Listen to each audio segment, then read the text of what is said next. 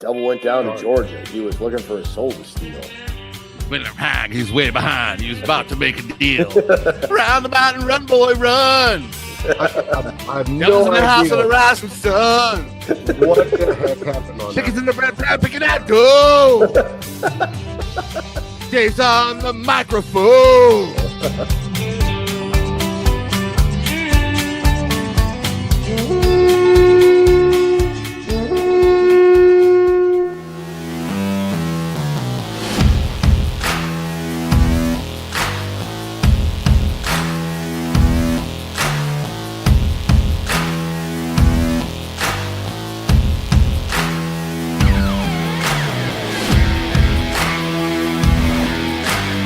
Good morning, Gjallarhorn. We're back with another week, another show. This time it's Jets week, and we have both Drew and Ted here today. How you doing, Drew? Meow, meow. We have to go full guns this week because we've never won in New York. So trying to get something started we've never done before. So it's good to have Ted back. Good to see you, Ted. Yeah, thanks for putting up with me being gone. It was been a wild couple weeks. Well, I do believe we can win in New York. It's just like all those other things that Zimmer has accomplished over his tenure, not being able to win on grass, not being able to win outside, not being able to win in Chicago. He's defeated all those demons. Can't win in prime time. Remember, don't forget that one. Well, there was that one too. You betcha. But now this one will be, you can't win in New York, or in this case, New Jersey. We've only played there 10 times in our 56-year history. 57, what is it? We've only played the Jets 10 times. Right. We've only played the Jets 10 times total, and I don't know how many are it. And we've only won twice. Yeah. That's hard to believe. We've only won 2 times in the history of this team. Well, and never in New York. I think it's weird that a team like the Jets, we've only played a team like the Jets 10 times. I was looking it up, and other than the Houston Texans and the Jacksonville Jaguars, because of the expansion back in whenever it was expanded in the 90s, we have played the Jets the least amount of any team in the NFL, like of any quote unquote established franchise, which I think is just so weird. Well, it is very weird considering the Seahawks didn't start till 76. So it seemed in their AFC. Right. In their AFC, it seems like we would have played them less. Yeah. No, Seahawks are in FC. They started out in the AFC, though. Yeah, well, you're right. No, but it's... Come on, Ernie. AFC back in the 70s it has with to the deal Raiders. with, first and second place, playing first and second place. The Jets have been lousy most of the time during that time period. And when they were good was back in the 80s when we were bad. That's one thing I looked up when one of the reasons we have stunk against the Jets is when we played them, generally we were not a very good team. We played them in 2010. We were a 6-10 team. We played them in like 2006. Chili's first year, we were a 6-10 team. There was another 6-10 record in there somewhere. So yeah, whatever. I remember back in 82 and they whipped our ass with Richard Todd. I remember the 75 game at Met Stadium because my dad, I remember the Vikings were losing in the fourth quarter. The Jets were a bad team. And I was like so mad. And my dad said, calm down, little man. He's like, calm down. It's early in the fourth quarter. And there's a lot of football left. And no sooner did he say that than the Vikings blocked a punt out of the end zone, took a 1-point lead, and then went and got the ball back and went and scored a touchdown and won like 29-21. I distinctly remember watching that game with my dad. That is good memory right there. Yeah. Namath was gone by then, wasn't he? No, he was playing for the Jets. Yeah, he was still playing for the Jets. Oh, he went to the Rams in like 77, I think. Or something. Yeah. Wow, that's a good memory. That's good knowledge, Ted. Thanks for sharing that. I don't remember shit from 1975 except smoking cigarettes in the garage and looking at Playboy magazines.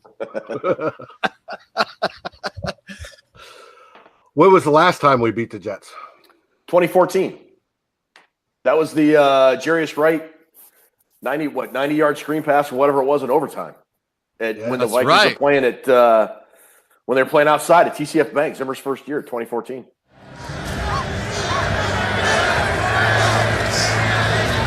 Third down and 5. Vikings at their own 13. Teddy, shotgun, big blitz, fires right to Jarius Wright on the screen, gets loose at the 15, he's to the 25-30, and Jarius Wright is loose from 87 yards out, 30-20, game-winning touchdown! Way. Yes! And the Vikings walk-off winners! Jeez, Ted's full of knowledge. He got it down today, man. We've been lacking this on this show. No, yeah, been lacking nothing. Except my handsome mug, other than that. Oh, geez. Yep, that was the last time we won. That was one of the 2 victories we've had franchise history against these guys. So, Ted, since you've been gone, good song. Yeah. What'd you think of last Sunday's game? I thought it was an impressive win.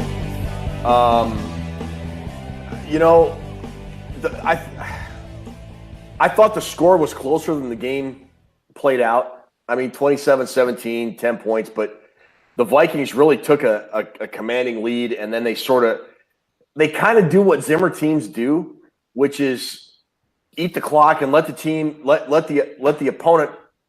opponent's offense get some yards, but they sacrifice time of possession to do it. So I thought on the heels of the Eagles game, I thought there was a chance, it's the Cardinals and it could be a letdown game and this, that, and the other thing. But the Vikings, other than when Cousins and Budda Baker returned that fumble for a touchdown and tied the game up, I thought the Vikings pretty much controlled the game for the most part, and it was a pretty good team win. I really like to see the defense. They seem to be back after a pretty good performance in Philadelphia. I thought they had a very strong outing against the Cardinals, only gave up 10 points, didn't give up a third down conversion, just really strong. Only had I don't think the Cardinals had 65 yards rushing total. So overall, a very good win. I'm pretty happy about it. Well, I heard a term today that I thought was apt. They're playing more loose these last 2 games. And I agree. They're not as, doesn't seem to be thinking as much. And they're back to their normal selves or more closer to it. Flying the ball. Yeah, I think so. Was it Zimmer mentioned a few weeks ago, maybe after the Rams game? I kind of, last couple of weeks have been a blur for me, but didn't he say, I've been overcoaching him a bit? Mm-hmm. He did. Yeah, so maybe he's not overcoaching him now. I don't know. Yeah, to add to something you just mentioned, I think the third down conversion, 0 for 10, might be the stat of the game.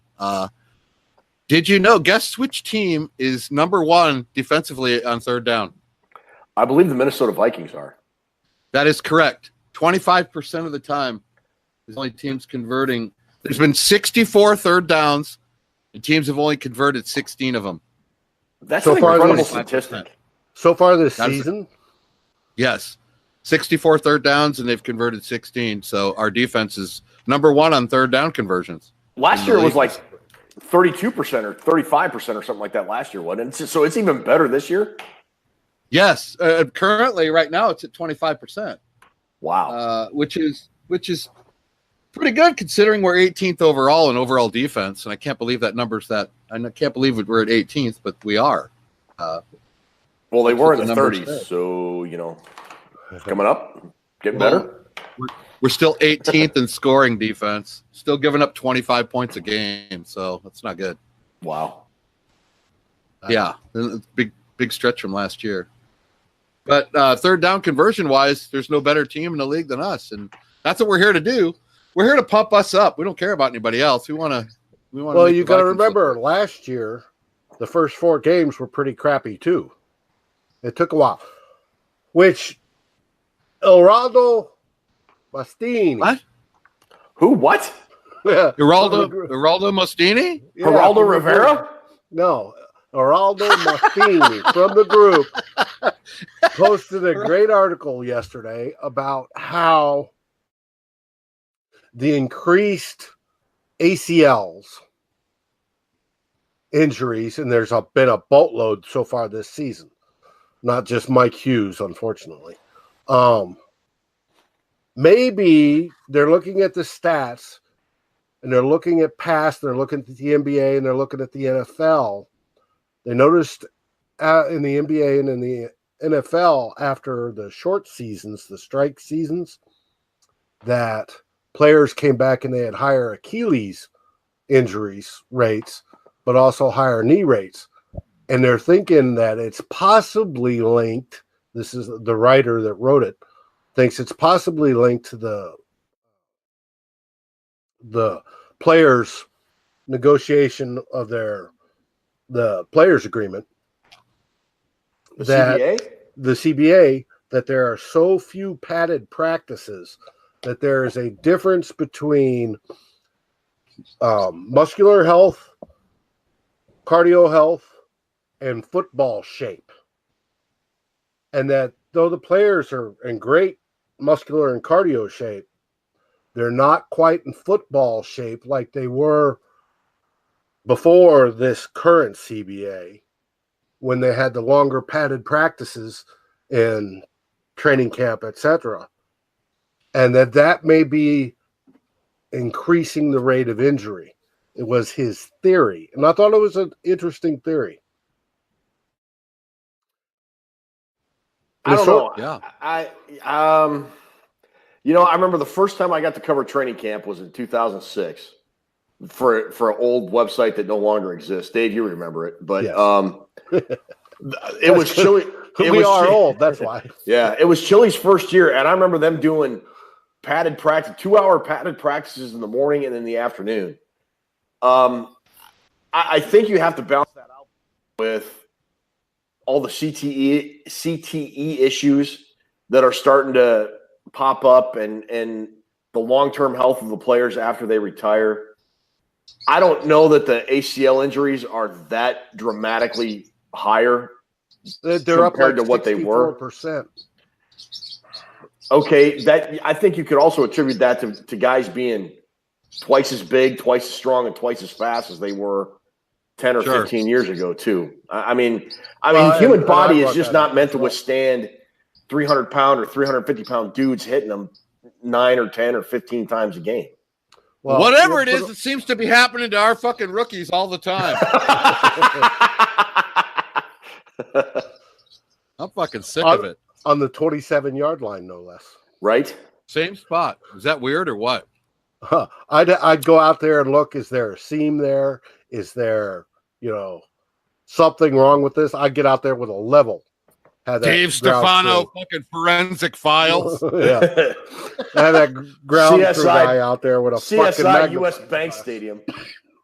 Jim the Anvil Neidhart with his ghost hunters. Jim the Anvil Neidhart. Charlie Daniels, forensic files. Anyways, no, but we thought it was a good game too. And obviously in our Raw episode, if you haven't watched it, you need to. We were pretty loose and letting it go. You guys were a couple of drunk alcoholics, is what. Oh wait, Drew doesn't drink. Dave was a drunk alcoholic, is what he was. No, I was talking in cursive. Yes, I was. Dave watches the baby. Hey, Dave, when you make Salem a bottle at the end of the night, do you make yourself one too? Sometimes. I was always wondering that. A little bit of Kahlua, a little formula, a little Kahlua. My formula is Captain Morgan and more Captain Morgan. Yeah, baby. Big game this week. Got to win this week. Yes, we do. Yeah, I think so. Now, they all seem like wins right now. I'm kind of worried about them, but we need to. And we need to keep pace with the Bears and that shit team across the border. Well, somewhere along the line, we're going to have to get that Bills game back. If you blow a game you're supposed to win, that means somewhere down the road you got to win a game you're supposed to lose. I would argue that would be the Eagles game. Well, I think it's going to be the Patriot game. We're gonna beat the Patriots. I've already made a wager on that game. You think so? Have you really? Wow, that's kind of a yes, bold, I have. That's bold. I win $100 like before the season started. That's going to be our game of the year. We're going to win that game in New England. We're going to win in Foxborough. Yes, and that'll be the game that'll make up the Bills game. You know, my recipe for you win to win it all, or at least get to the postseason. You win your home games and half your road game. That's usually how I look at it every year. Yep. And I don't know, we're on pace. We won a couple home games. We've won one on the road, so we need to steal a couple through this stretch. But well, they've got this is a win. The Jets, the Saints, the Lions, and then the bye. That's easily 2-1, if not 3-0. At the Bears, yeah, I don't know, man. Packers at home, they'll win. Then at New England and at Seattle. I think those two games are going to be kind of deciding what, as we head towards November and December, what kind of team the Vikings have. The crunch month. Yeah, well, it is. December. Whereas the team across the border plays Seattle at Seattle this weekend, and then out to New England the following weekend. They got the Rams in there too soon. Yeah, you know what? They don't. They're borderline trash. They are the luckiest team I've seen all year. They should be 1-5. Cheesecakes. I mean, watch that team play. They pulled those two victories out of their ass. That was so lucky. Both the Bears and the one. Come on, dude. You can't. Yeah, they did. You can't rely. It's sheer luck. But so I'm not worried about them. That week one win actually benefited the Vikings. Yes, I think so. Yes. So that's true. I mean, early on, the Bears have been, I think, head and shoulders the best team in the division so far. Amazing. I think so too. Yes, I think so too. I hate to admit it, but they look like the most balanced team. Yeah, which I'm sorry, I'm still not a believer in Mitch Trubisky. So get with me at the end of the season. As much as I am shaky ground with the Vikings right now, and I'm on a little bit of shaky ground, I still feel we're going to hit our stride. I do too. Yeah, I very much feel that as well. And it kind of feels like they're building that. I mean, they really sort of, I don't want to say bottomed out against Buffalo, but if you're going to have a really crappy game against a team you're supposed to beat, better to have it early than late, kind of like college football. Yeah. They sort of got their sea legs back against the Rams, even though they lost that game. I mean, they looked better, although the defense still looked terrible. And then they sort of found a way to win against Philadelphia, and they beat a team, I think, kind of handily that they should have beaten. Now let's see how they can go after they get a couple of wins under their belt. And I think you're right, Drew. Maybe they'll start ripping off wins like they did last year after they started off 2-2 or whatever it was. Well, you know what? You know why this Sunday is so important to me is because we've been on a little bit of this roller coaster. We start out, we beat the Niners. We all figured we would. Then we had the tie. Then we dipped way down with the Rams game. We came back up with we're trending up with the Philly game and the Cardinal game. This one is where the roller coaster is either going to take another dip or we're going to really believe that we are on that roll. Yeah, I agree. I agree 100%. If we blow Sunday, it's back on the roller coaster. Then we're chasing the score, so to speak, chasing the standings. Yeah, chase absolutely. The fucking standings all year. Chase the standings. You're like Michigan. Chase the fucking standings. I'm sick of it. That's why when we go into Ohio State this year, it's going to be a stun game and a statement game. But that's another. Yeah. At the end of that game, the statement is going to be Jim Harbaugh says, "I'm going back to the NFL." It's going to be George Kittle. Yeah. That's a different show for a different time. I'm priming it, but this Jets game, keep the roller coaster on the uphill swing. This is a game that I have it circled before the season is one of the games we're supposed to win. So let's just go in there and take care of business. Yep. And I have numbers, and whenever you guys want to get into it, let me know. Oh, I was about to say, if you don't get into it, I'll get into it. Well, we can go offense against their defense. That's kind of like pretty basic right across the board. We're now the 7th best passing defense, and they're the 23rd passing defense. We're the 7th best passing offense. So that's probably going to be the way to attack them. They still give up 23 points a game. Their rushing defense only 17th in the league. We improved a little bit from 30th to 26th. But this is really going to be a test for our defense against the run. The Jets are the 6th best rushing team in football. They could run the ball. They run it for 130 yards a week. So they aren't slouches. They are the 6th best rushing team in football. Yes, they are. And I was shocked when I was crunching the numbers. I didn't realize that. But they are at 130 yards a week. Isaiah Crowell and Bilal Powell, I can't even pronounce their names. They're that good? Seriously?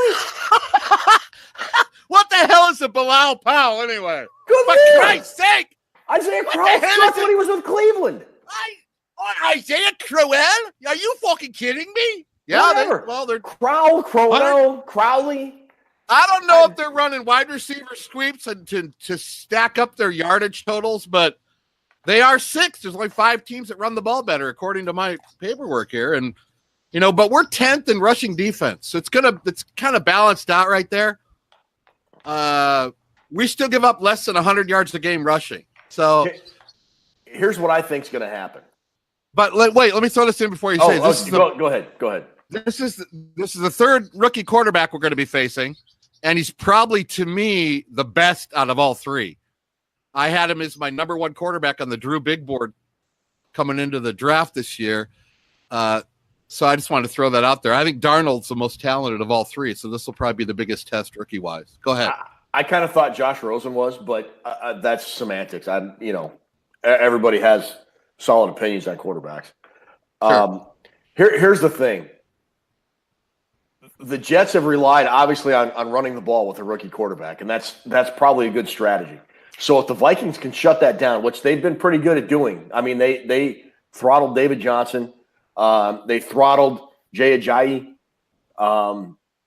And if they can do that, they're going to put the game into Sam Darnold's hands. And I think that really plays into Mike Zimmer. You saw a lot of exotic blitzes last week, a lot of disguise stuff coming off the edge with Harrison Smith coming up and blitz and then drop back, and Mackenzie Alexander doing the same thing. I don't know that is an advantage for the Jets, even though they're at home. That's a great point. I mean, I would have to agree with that. That's how the attack mode is going to come. Everything works off the run. We got to shut the run down, but I think that's where they get their success. I mean, they're a +3 in turnovers, so they've been getting a little bit of help. We're only a -1. We haven't been getting turnover help. No. So, naturally, turnovers are going to play a big part in it, but that helps. I mean, look at last week, how much those things motivated and helped us when we got that Harris pick was huge. I mean, yep, it was. And Darnold can be baited into throwing some. He's kind of a gunslinger.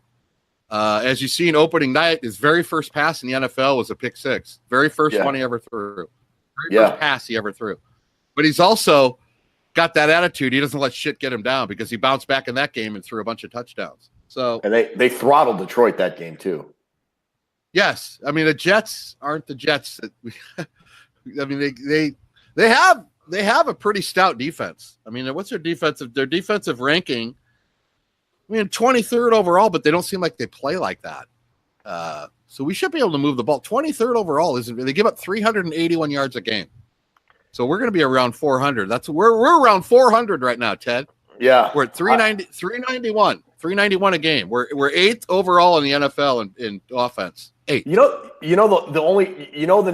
The one starter I can name on the Jets defense? Sheldon Richardson, and he's now with the Vikings. That is how anonymous the Jets defense is to me. Seriously, I mean, I don't know anybody in the Jets defense. Of course, I don't pay attention to the Jets, so that's on me. Yeah, the linebacker Avery, what's his Williamson? I don't know. Whatever he's 19th in tackles. Oh no, he's got they got a dude from Ohio State, one of their linebackers. It's an Ohio State guy. Oh, Lee. For fuck's sake. Yeah, Darren Lee. That's right, Darren Lee. Darren Lee is on the New York Jets. There you go. Overrated. He's a loser. Overrated fucker. Last game I saw him miss 9 tackles. He must have learned that at fucking Horseshoe. He still beat Michigan. Whoa!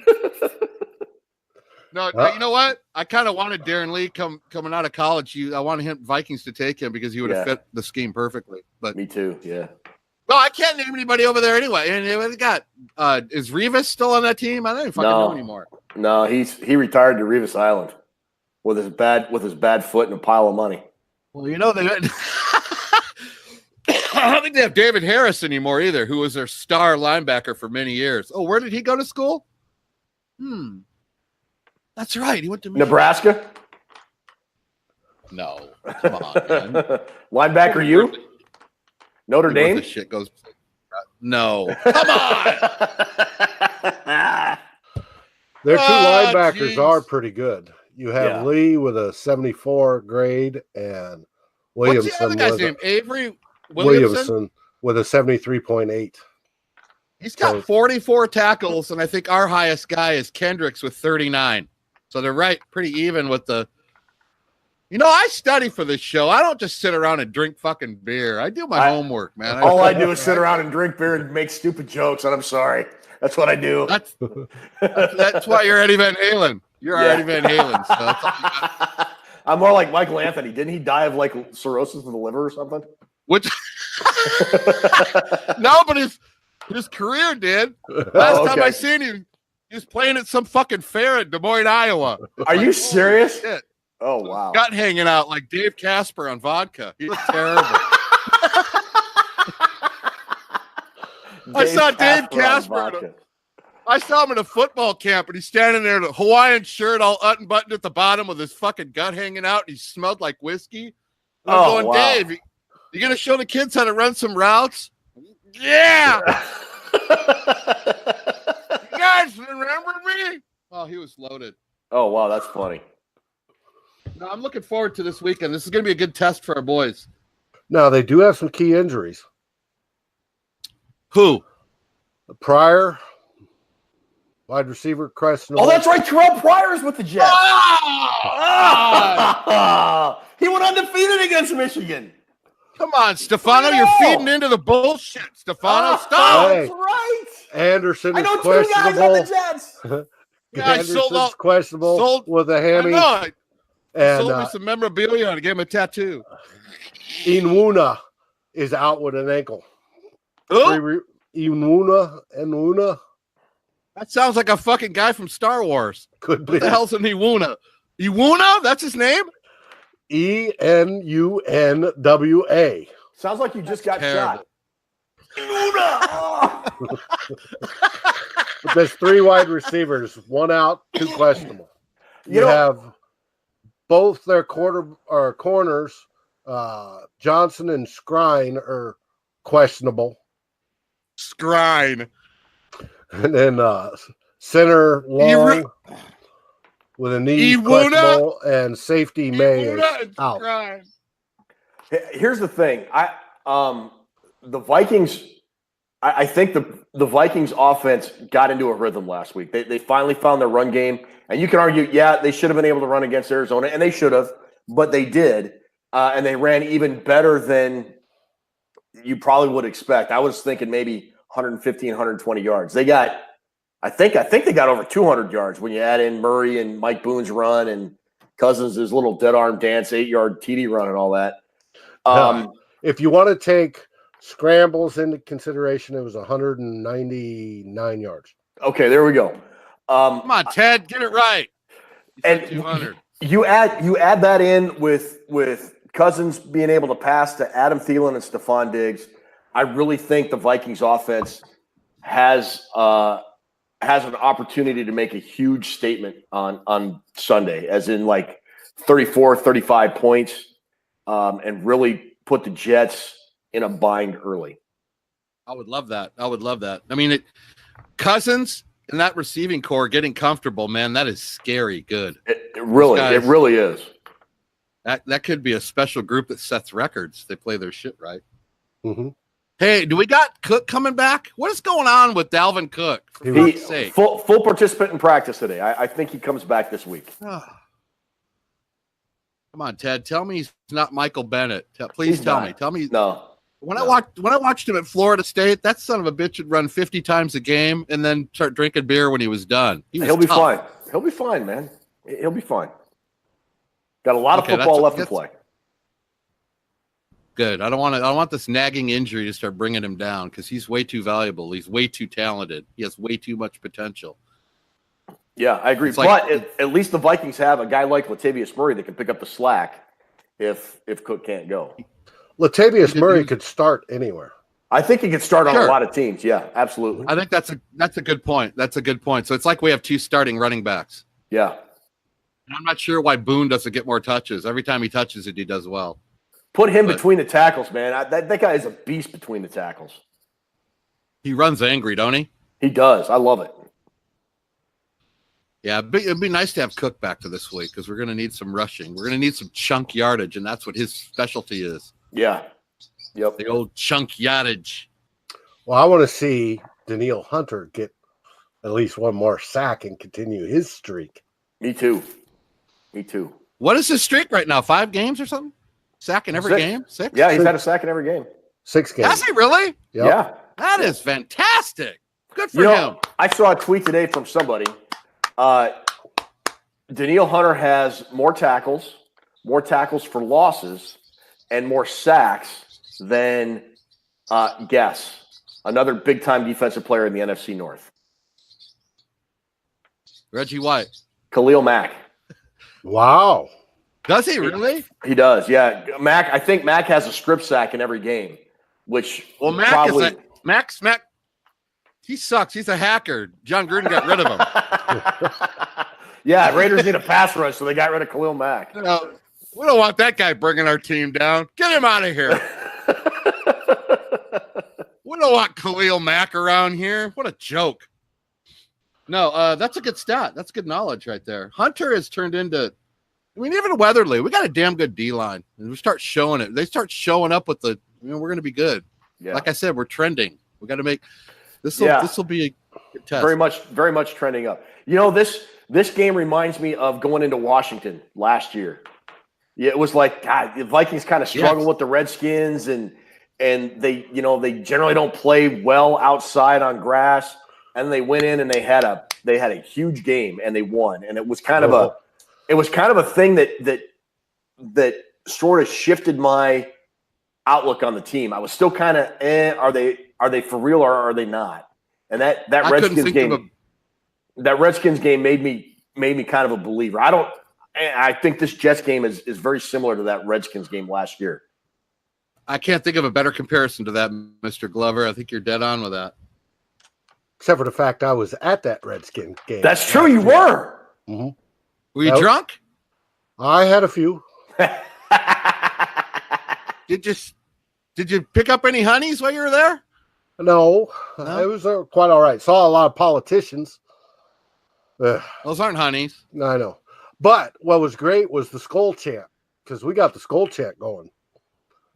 Why don't they do that skull chant more than twice a game? That's kind of when you're at home. Why don't they do that? Do they not want to overdo it or something? Well, and that's been brought up that they're only doing it twice a game, and it's like, wait, why are we doing that more? Anything else you guys want to talk about on the Jets game? He scratches a letter. No, I'm good. No. I'm good. I just don't want to see us take a 10-point lead and then cash it in at third quarter. I wanted to ask Ted about that offense, but we can do that later. Sounds good. Why do we go into 3 and out in the third quarter every game? I don't know, man. That fucking aggravates the game. crap out of me. Yeah, it aggravates. They got to avoid that this week on the road. Definitely have to avoid that. You're going to come out in the third quarter, score a couple touchdowns, score a couple more. Keep the pedal. Yep. Pedal to the metal, baby. Yep. Meow. That's all I got. Same. What do you have to say, Drew? I say, meow, meow, Viking cow. She scratches a letter into a wall. What song is that? Down, maybe someday another child. What song is that? Won't. Why by Pearl Jam. Why go home? Why go home? Why go home? He seems to be stronger. What do you have to say there, Ken? I have to say, I don't know how much you spent on singing lessons, Drew, but I hope it wasn't a lot. Not a lot. No, it was good. Not a lot. It was good. Skull Vikes, I think we win big. I'm going to go 31-13. This offense looks like they're really rounding into shape right now. I will not choose the score. I bad karma'd myself. I'm not doing it the rest of the year. It's up to you guys. I don't want to slow you down, though. All right. What'd you pick? 31-13? 31-13. Good guys. You can go with that because I'm not picking one either. I just want a Vikings win. All right. Everybody, thanks for watching. Remember, hit the like, hit the bell, scream goal. Go Vikings!